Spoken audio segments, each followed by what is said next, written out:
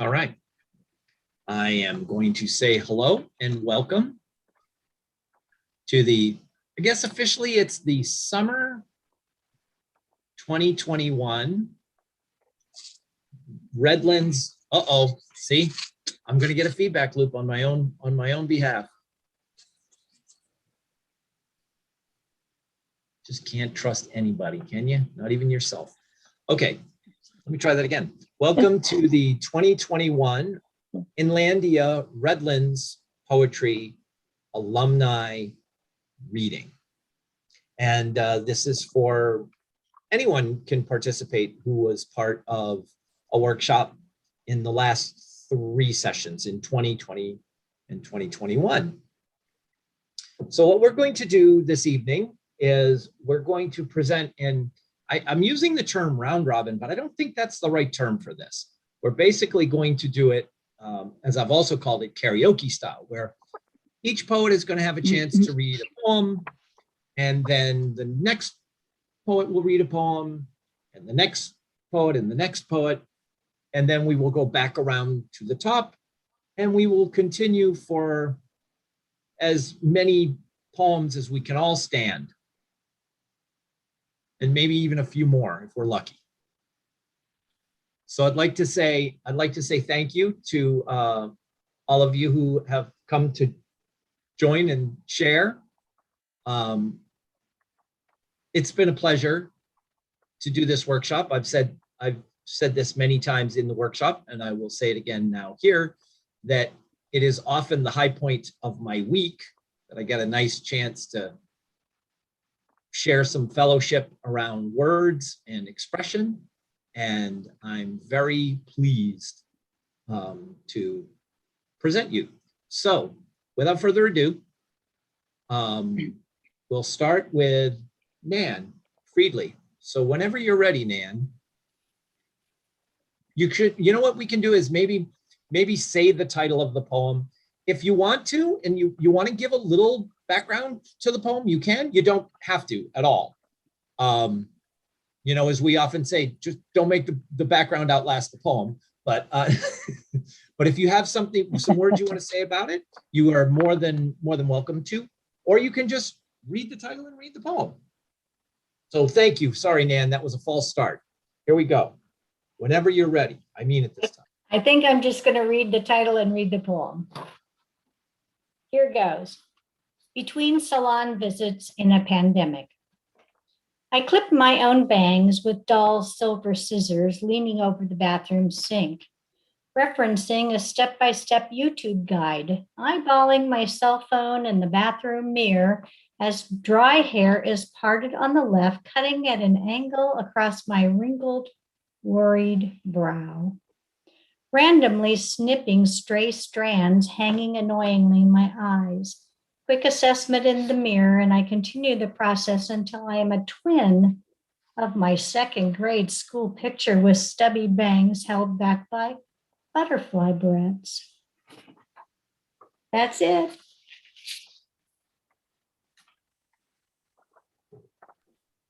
And as always, we golf clap, like golf clap. Thank you, Dan. All right, Mark, you're up next. Okay, I would like to read the poem that I wrote for the workshop way back when, in the beginning of the workshop. This is, I hope, incorporated in comments that you guys made and revised somewhat. It's called The Beginner's Guide to Writing Poems. Start with words on a line. Add another line that rhymes. No, not like that. No crimes of half rhyme marring what should be as clean and perfect as can be, from sea to shadowed sea. Don't let these inconsistent times lead your poem astray. You must have something to say, to take off into metaphoric flights as if you followed animal signs through dry rocks and buffalo grass, as faint and imprecise as justice in America's West in Custer's day. When the Battle of the Little Bighorn presaged a death march, forcing tribes away from homelands held 10,000 years or more. by America's original Asian immigrants, not those trite Johnny-come-lately white European folks fighting their way like locusts across continents called new. Another mistake, by God. More lies, mixed metaphors and similes dragged from who knows when or where, when rational thought must know that this new world is just as old as homelands across an old cold ocean, left by unhappy folks who sailed across to leave their growing pains behind, as greed and hope pushed them into America's wilderness, home to tribes living their lives as best they could. Good people, I'm sure, but in the way, said new generations of immigrants. Come from the East instead of the West, come from Europe with African slaves, making their way with knives and guns of steel with which to kill, with booze and new diseases that followed them into camps and pueblos, wickiups, teepees, wigwams, where families lived and died en masse, were conquered repeatedly by those who came to take these lands, remake them in the image of their one-time homelands, left behind, but ruling all their beliefs and thoughts, the way they understood honored all those preachers, poets, and philosophers who shaped their minds, our minds, with words and thoughts that still define what we call poems, the very stink of what we want. Not to forget, memories return to in words we call the best of what we think new poetry must be. Okay, that's all. I didn't do a golf clap. I did a beat poet snap. Finger snap. Yeah. Thank you. Thank you, Mark. All right, Dinaz. Yes, I Welcome. often listen to Alexa in the morning because as I'm working in the kitchen, and she seems to intrude into many of my poems as she does into this one. Letters my mother wrote me. On an ordinary sun-drenched morning, Wvojak's euphonious songs my mother taught me, songs my mother taught me in the days long vanished. The song saturates awakening pores. The melody clings to summer's flimsy garments, arousing memories. Grandfather Beramji singing to a fidgety child, his eyes pools of his mother's images. My mother's epistles arrived once a week, slid into the metal mailbox at a home I roomed in. A student, far from family for the first time, in a continent half a world away, longed for, fretfully awaited, these aerograms folded carefully into several sections were crammed with news of home and friends. Nothing too trivial to be pored over countlessly.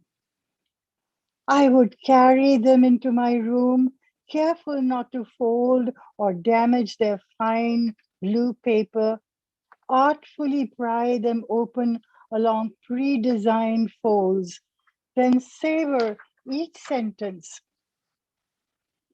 30 years later, bedridden, mother's external world framed through tree-shadowed windows.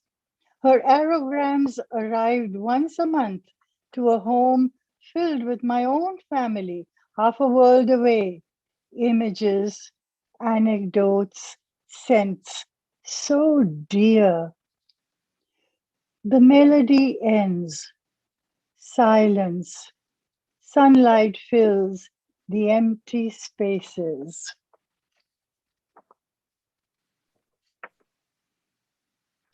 Thank you, Dinaz.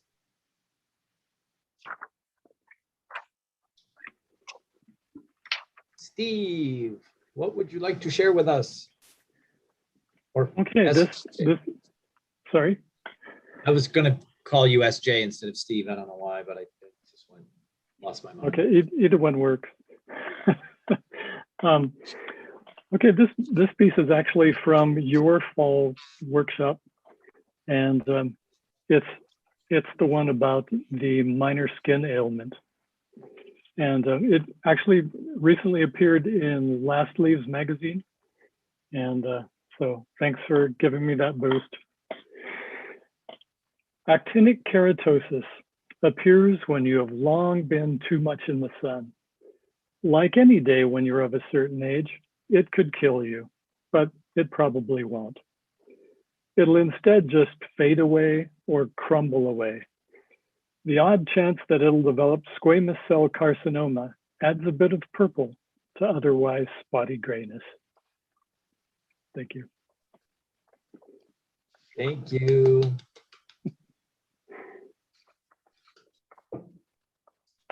Okay, Marilyn, would you like to share? Yes, thank you. This is called Makeup. I kept my mother's makeup, that tin of rouge and shadow, free from Estee Lauder when you buy lipstick or perfume.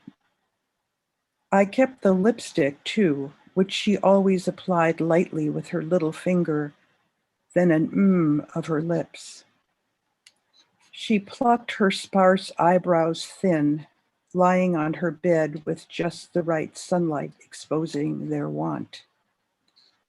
My mother, she grew gray only in her last few months of life, always a bottled champagne blonde, nighttime rollers into her 90s. Jessica, the dear, did up her hair in bubble gray for her casket, our beauty dressed in periwinkle, and that gold crystal rosary I gave her. The makeup wears thin on me now, the color almost gone as she is. I take on my own life and wear her under my thinning skin, taking her with me as I move beyond her world, beyond her space, beyond even her makeup. Thank you. Very nice. All right, Nan, what will you share with us? Yeah, we're back to you. I could say, Melanie, do you want to read? I don't think Melanie wants to read. But nobody else? I can I think that's it for, there's just the 6 of the participants. I think there are other folks here, but I don't think any of them were in the, I don't think, unless I'm missing a name that I don't recognize. Melanie, do you want to? I have one I can read. Yay! from the first week of our last session. Poetry and Imagination. This was an invocation for the Tucson Poetry Festival in April, and it's written after Eduardo C. Corral, Linda D. Addison, Jake Skeets, and Raquel Gutierrez. Waxing crescent in Cancer. We celebrate intimacy with language, shadows words cast, blessed attentiveness. We write seeds, find math in forms, Fibonacci lines. We imagine fields, map interiority, experience simultaneity, transmit energy. We know loss and relation endures. Just ask the moon.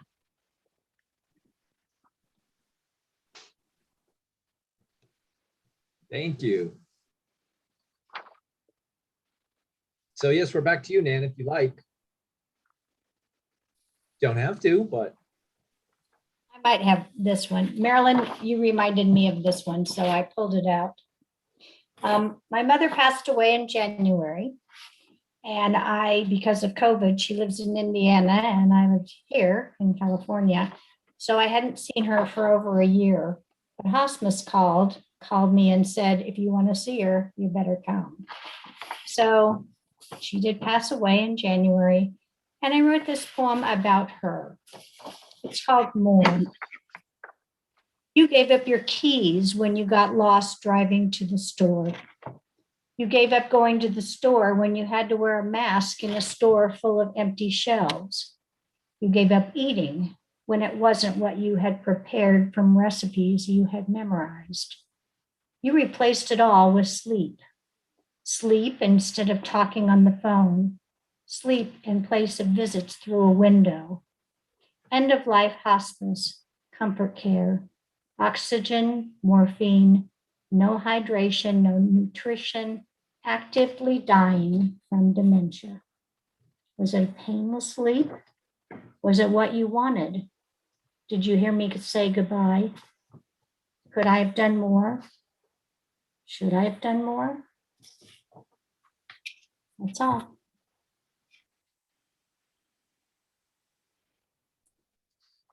Thank you. Yeah, it's a, yeah, thank you. Thank you for sharing. Mark, would you like to share a poem?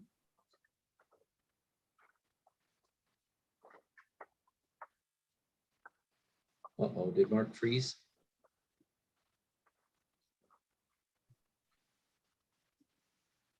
I think Mark might be frozen. Either that or he's doing a really good job of standing very still. I promise, Mark, we'll come back to you. Dinaz? This poem was written. Yeah, go ahead, go ahead. This poem was written in response to a prompt. We were asked to just write something that we enjoyed and not think too much about it and just write. So I did.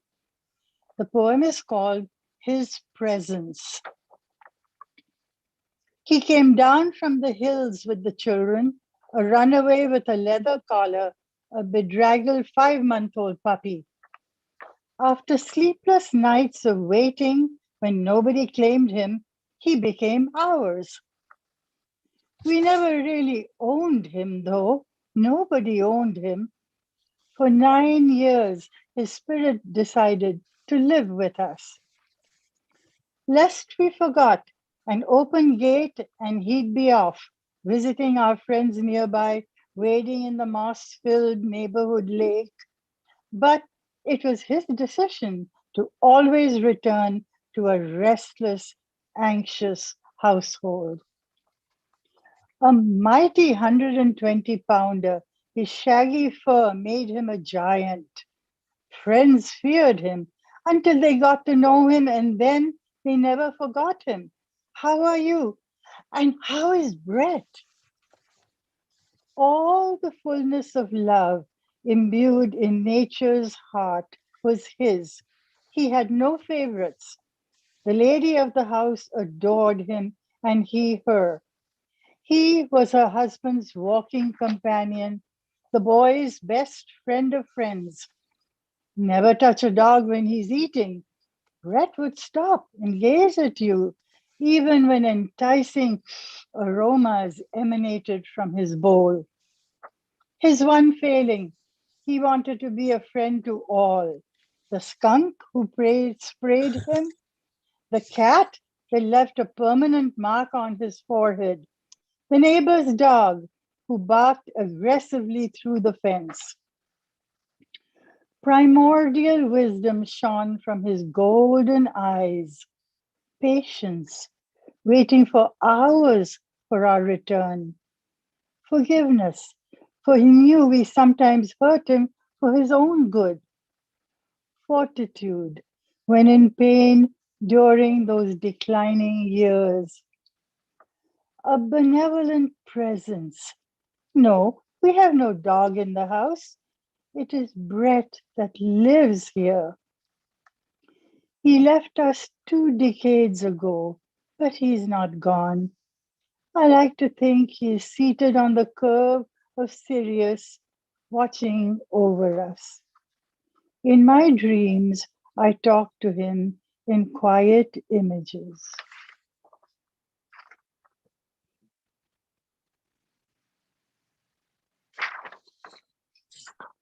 All right, Mark, I think we got you back, huh? I don't know how I got lost, but here is a poem. This is a response to one of Rattle's ekphrastic challenges a while back. It was a ceramic sculpture of hands entwined with each other. You may have seen it, I don't know. It's called My Sister's Hands. She is a ceramicist, my sister is. These are my sister's hands, encrusted, white, and dry.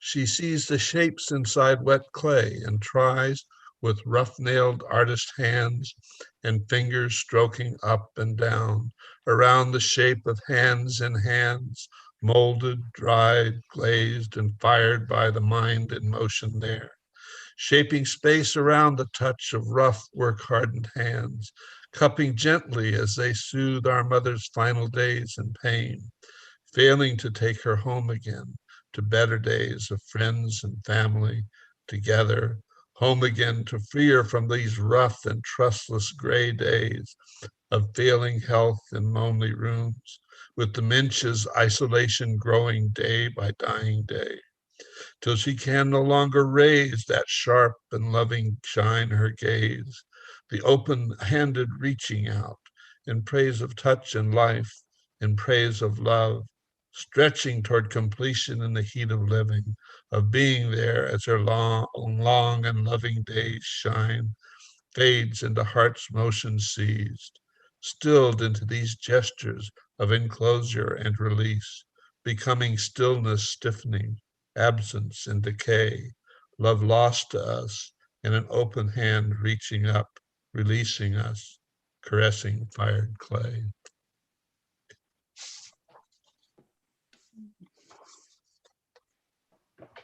Thank you. Steve, would you like to share something? Oh, sure.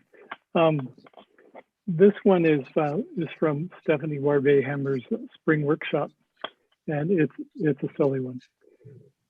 Dear Ground Squirrel, after William Carlos Williams. If your path had been a tick straighter streaking to your burrow, you'd probably be eviscerated among clippings in my grass catcher. I'm so relieved I won't have to clean that up. Thank you.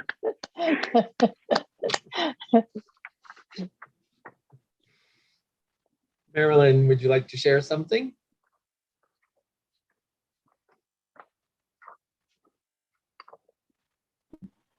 Thank you. Sure.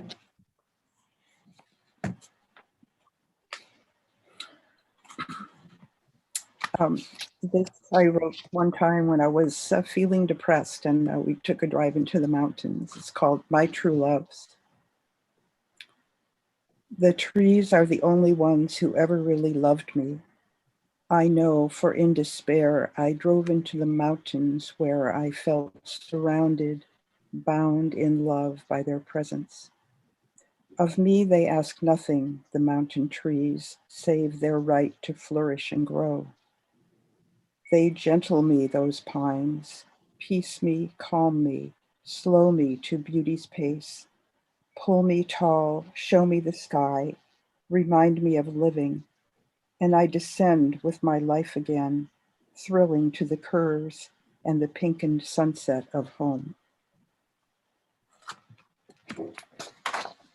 Thank you. Thank you. Melanie, would you like to share a poem? I think I might read a poem. Yay! What do you think of that? Bravo. Just to be in the sense of it. So this poem was published in Beyond Words, and it's called More Dendrology. I ran away, sort of.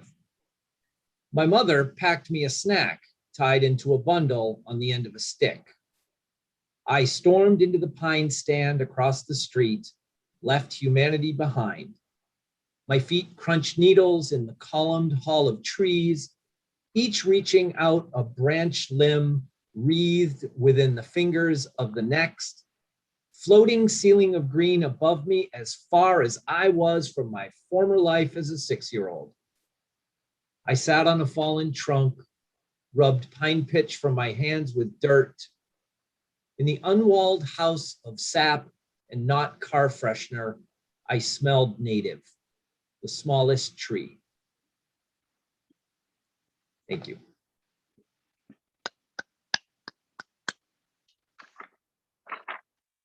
Nan, I think I'm done. okay, you may, you're allowed. You're allowed to be finished if you like.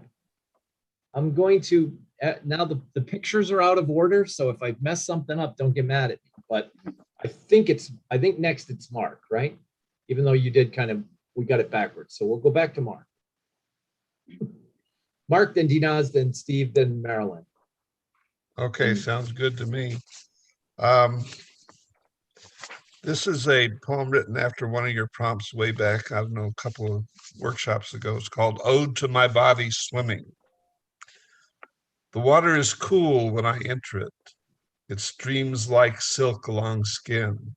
As I pull my arms down and through, propelling my weight across the pool, I am swimming through bubbles, the breath escaping my lungs. My heart beats strongly as I move. I am pushed by the rhythmic metronome of feet beating time, time stretching back toward years when the muscles of youth and strength propelled me between blue walls, tucked me into a quick flip turn and away, back to that memory lost in fat and age, lost to years of stasis, writing and editing, managing, making a living for my family. As I grew older, weaker, and years slipped by, experience wore those supple joints into arthritic pains, tired legs and hands that can no longer be trusted not to slip from tools or cups, or even from my favorite pen tonight as I try to write this ode to the fat carcass in which I live. I am slowly dying from diabetes or heart disease, COPD or coronavirus now, as others have died before me. But I will not go easily into that light at the end of all that is for me, that light on the wall like a train coming on, beamed into breath, rattling and shaking like a fearful thing, no longer bubbling out to slip on past the end of me, the end of time, free. Very nice, thank you.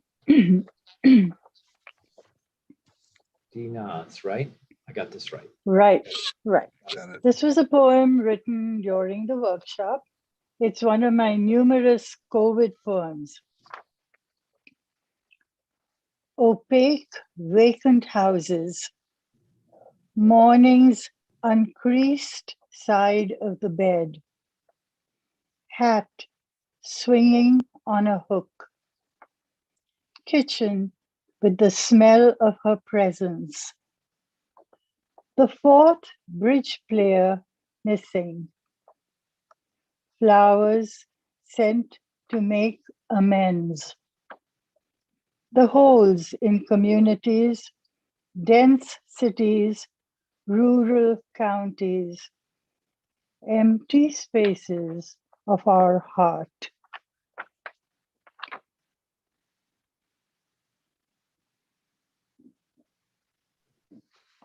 Sorry, I was on mute. Famous first words. Thank you. Steve? Okay. 42 years. When I dropped the glass this morning, I was angry with myself, but I yelled at you. I'm sorry about that. No excuses. I was hurrying, unloading the dishwasher when the glass exploded in the sink. Invisible splinters scattered across the countertop, maybe into the eggs you were making, and across the kitchen floor. I swore at myself, but it sounded like swearing at you while I swept the floor twice and wiped down the countertop. I thought it best to throw out the eggs in an abundance of caution, and I warned you not to step barefooted on tiny fragments of glass. By the time we have breakfast, I'll have apologized again, and cheesy scrambled eggs will taste better for having been delayed.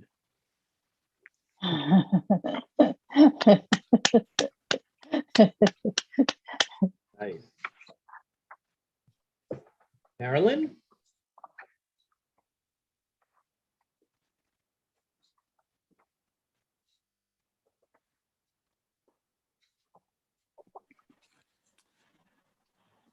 These are old poems from when I used to be able to write them. Mhm. So just saying. This one's called Music Making.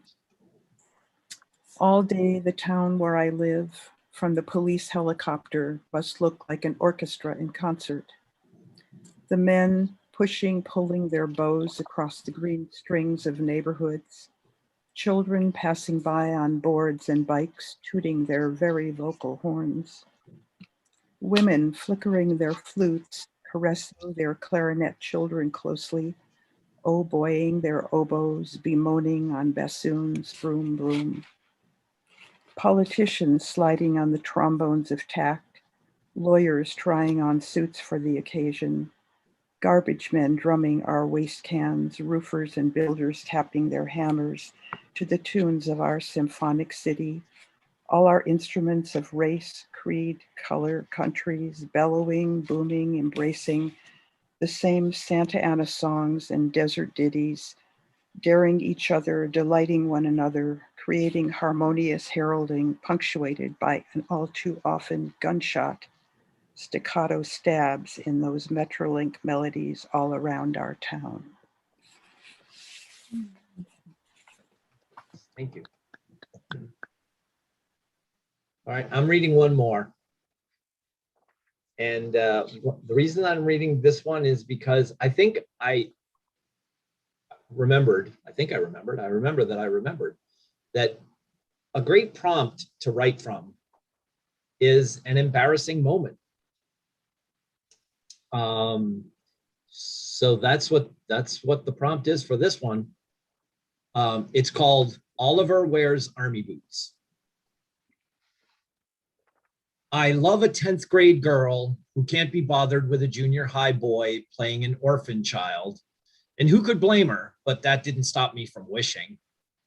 They give awards after the run of the show, and I don't get one. Still, I keep waiting for my name. Why couldn't the title character win supporting actor? And when they switch to the award for best singing after eating crackers, I bolt toward the podium to receive my prize, and then their arms flailing, the musical director and the director wanting to save me, willing me not to come up to the podium, warning me with their eyes, and I stop. And the boots my grandfather's world famous company makes, but they don't really fit me and I don't really like them, but I want to buy into the fable of fortune and I have bought in, except for that one presentation in high school when I bring up my grandfather's famous boots and a student asks, do they make army boots? And I say, yes. And he follows up, does your mother ever wear any of the boots? And I say, yes. And he says, and I guess your mother wears army boots? And the class laughs. But that is not this embarrassment, just another embarrassment. Because in this one, the slick leather soles of the famous boots slide on the wood floor of the room whose name means something in Greek like all-purpose, but it sounds like a cartoon superhero, and the boots come right out from under me. And before I can think, I am staring at the ceiling's wooden cross members making X's at me. And there she is, the 10th grade girl, right there on a brown steel folding chair, and I cannot possibly get up. So I reach for the legs of her chair and the legs of the chair on the other side, and I pull myself along the floor. I scrape myself along the floor, my blue blazer and my pants dragging, my grandfather's famous boots anchoring me. Thank you. Oliver wears army boots. All right, so I think that's us back to the top. Is that, Nan, you're done, right? Back to you, Mark. I'm off again. Okay. This is another poem I wrote recently. I think it was off a prompt for the workshop. It's called Emergence. And if you can see it, it has a shape. It's a shaped poem. I don't know whether that's visible or not to people. Yeah. Yeah. Okay. Emergence. The cocoon cracks open as daylight comes.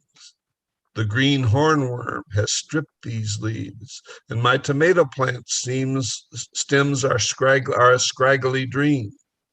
The winter's left dry twigginess there, to be transformed by the spring's new glare, when bright wings unfurl and take to the sky. I'm almost afraid to accept that change, from chrysalis to birthday wings, from locked alone in the darkness here to making more new eaters to share. The darkness suggests ignoring these things, while appetite brings new ends again.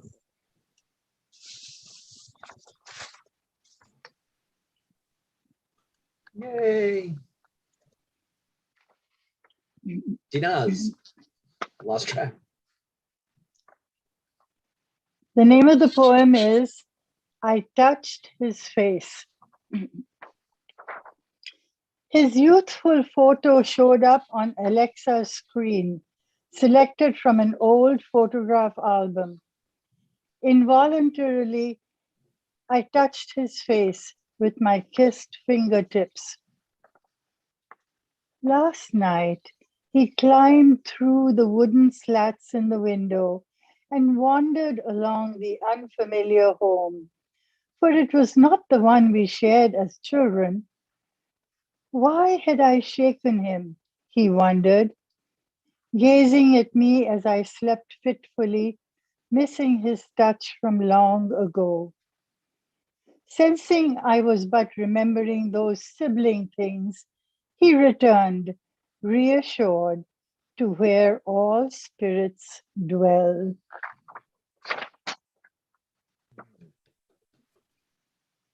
Lovely, thank you. Steve. Okay, just one more. It's a short one. And the living is easy. Fecund and flirty monoecious zucchini stalks with leafy hands flash their ruffled bright orange skirts and strut their turgid green fruits.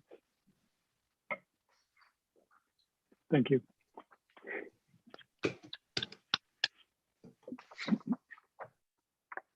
That's fun, I like it.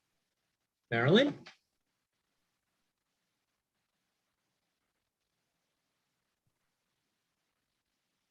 I think you're on mute. Yeah, I'm done. Thank you for the Oh, opportunity. okay, great. So maybe we'll do one more time through, Mark, if you have one in Dinaz, and then we'll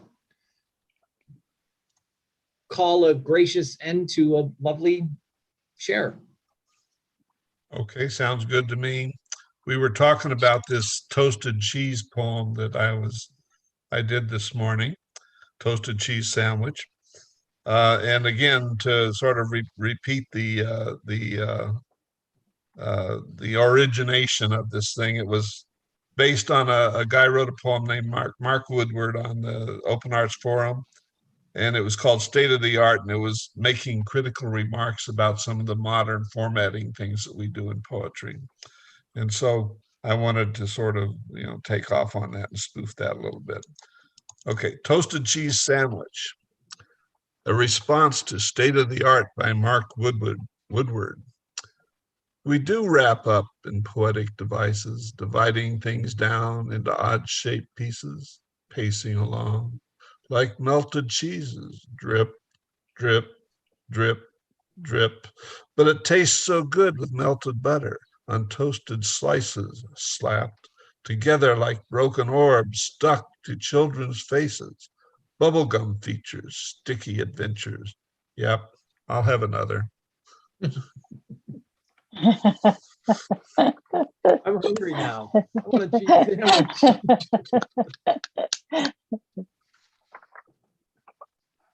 All right, Dinaz, you get the last word, so to speak. Okay, so this is also written during one of our workshops, and it's called From the Ashes.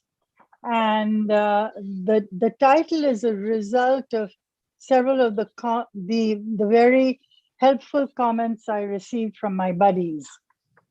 So Mark, This is the title that you had suggested, From the Ashes.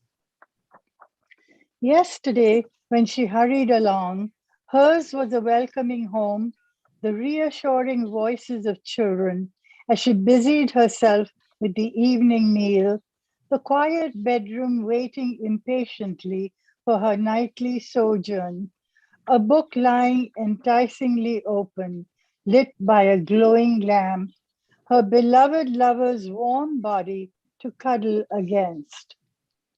All, all scattered fragments swirling blindly as dried wildflowers in the wind.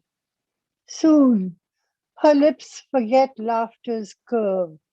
Droplets of misery fill each unsought dawn, the parched hours dragging. She stumbles onto the backyard garden, granite piercing her startled bare feet, numb fragments of faded hopes beg to be recognized, cherished friendships stretched across the years, the places she lived and loved in, wrap around her a quilt embroidered in long-lived grace, inviting her to go looking for her life. A warmth begins to scrape against her skin.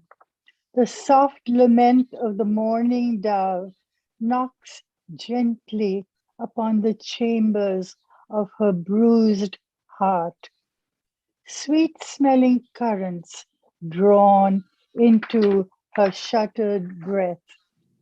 Double delight roses shiver desperately to seek her attention. Yellow-white butterflies flutter invitingly around border lantanas. The startled new sun mingles with her unkempt curls.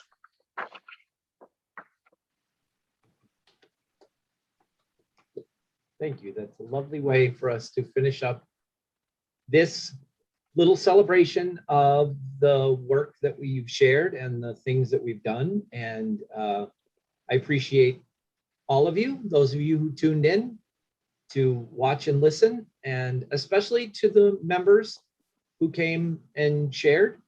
Inlandia has workshops all the time. I, of course, always love to see the faces of those folks who have been in my workshop coming back to mine, but there are lots of other workshops as well. We will probably continue to do online workshops for the Redlands group. Simply because it's more, I think it's more convenient for everyone to be able to get together from somewhat of a distance. And we have folks that are from a pretty wide area. But there are other ones that are going to be meeting in person if you prefer that kind of an environment. And the Inlandia Institute is, of course, a wonderful place to celebrate literary community and join together. Of course, this was co-sponsored by Muse, a thing I entirely sort of may have forgotten to say. RCC Muse is the literary journal of Riverside City College. The spring 2021 issue is currently out. Submissions will open again in the fall if you're interested in submitting to Muse. And of course, you can always get a copy of Muse and find us on Instagram at RCC Muse. And also, if you're watching on YouTube, well, then you can find us on YouTube as well. I'd like to say thank you once again to Katie Porter for facilitating the Inlandia workshop and allowing us to spread out in this direction towards Redlands. I think it's been a wonderful, wonderful experience, and it's been my pleasure to watch writers grow and share.